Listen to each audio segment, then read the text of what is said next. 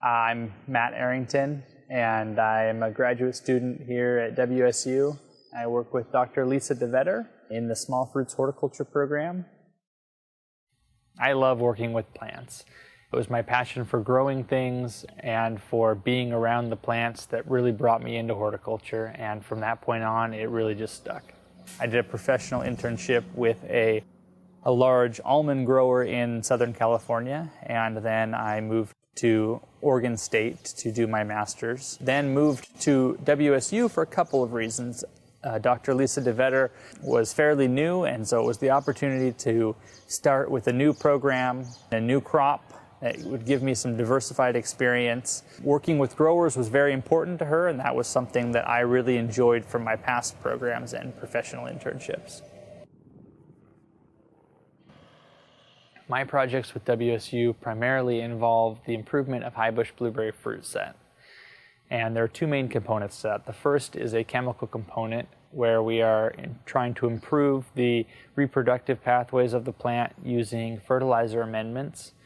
We're always trying to improve yield.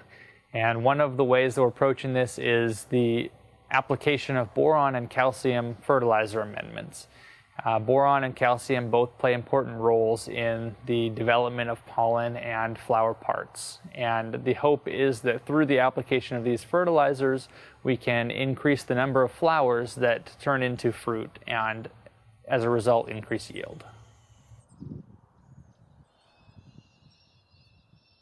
And then there is a biological component. The primary commercial pollinator of highbush blueberry is the honeybee. Honeybees are not the most efficient pollinator. Bumblebees are evolved with blueberry to be a much more efficient pollinator. And so in our research, we are looking at increasing the number of honeybees in a field or in supplementing bumblebees with the honeybees to improve yield. One of the best things about working at the Mount Vernon Research Station is there's a long history of agricultural growth of berry crops here. There are a lot of large local companies that grow blueberries and raspberries and have for 100 years.